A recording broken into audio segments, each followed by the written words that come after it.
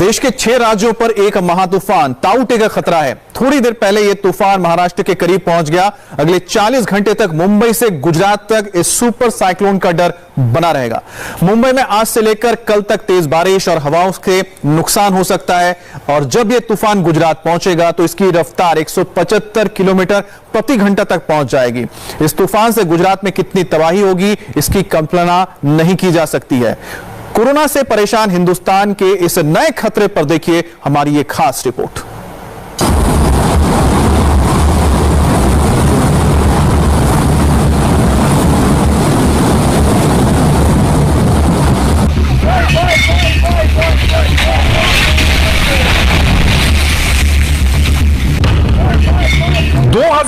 के पहले super cyclone की यह अब तक की सबसे डरावनी तस्वीर है। केरल के कासरगोड में तेज तूफानी हवाओं ने इस 2 मंजिला मकान को गिरा दिया।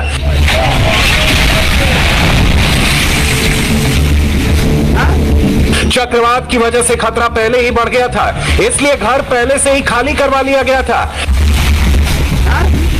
केरल के ज्यादातर इलाकों में हवा की रफ्तार 60 किलोमीटर प्रति घंटा थी।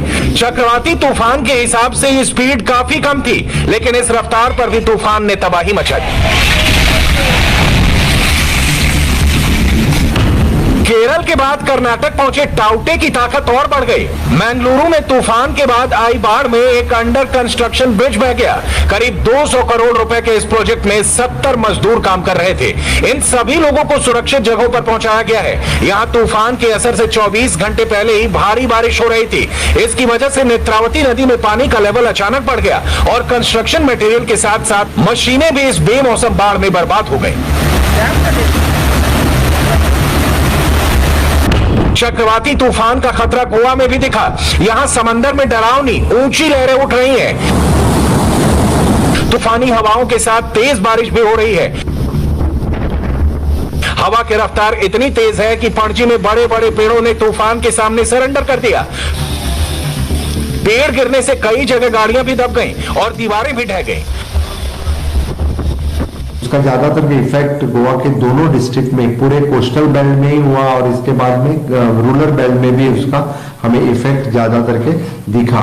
हमने सबसे पहले fisheries department, captain of port department, electricity department, इन सबको अलर्ट किया था। 2 डेथ गोवा में रिपोर्टेड है। 500 से ज्यादा जगहों पे यानी जो मेजर रोड ब्लॉक हुआ, यानी मेजर हाउसेस डैमेज में मुझे लगता है कि 100 के आसपास मेजर हाउसेस डैमेज हुए हैं। इलेक्ट्रिकल की बड़ी डैमेज हो चुकी है। पीडब्ल्यूडी इलेक्ट्रिसिटी डिपार्टमेंट की ज्यादा डैमेज हो चुकी है। मुझे लगता है और 2 दिन लगेंगे सब कुछ स्ट्रीमलाइन करने के लिए। जब वो पेड़ था गिर गया, लेकिन लकीली उधर कोई पब्लिक नहीं था, नहीं तो पब्लिक के ऊपर गिरता था और हमारे शॉप पे भी गिरा नहीं। हम लोगों ने फायर ब्रिगेड को फोन किया, वो लोग बोला आता है करके। मौसम विभाग ने 6 राज्यों में इस सुपर साइक्लोन के लिए अलर्ट जारी किया है। केरल, कर्नाटक और गोवा में तूफान का असर पहले ही दिखाई दे रहा है।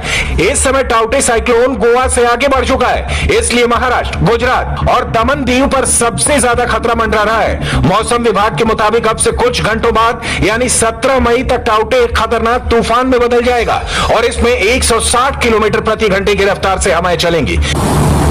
डर यह भी है कि हवाओं की रफ्तार इससे ज्यादा भी हो सकती है।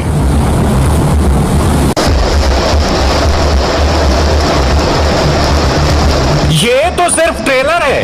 अब ये साइक्लोन गोवा से आगे महाराष्ट्र के रत्नागिरी पहुंच गया और गुजरात की तरफ तेजी से बढ़ रहा है। मौसम विभाग के मुताबिक अगले 12 घंटों के दौरान ये भीषण चक्रवाती तूफान में बदल जाएगा। अभी टाउटे से सबसे बड़ा खतरा महाराष्ट्र को है। कई जगहों पर तेज हवा के साथ भारी बारिश हो रही है। टाउटे के खतरे को देखते हुए पूरा महाराष्ट्र हाई अलर्ट पर है।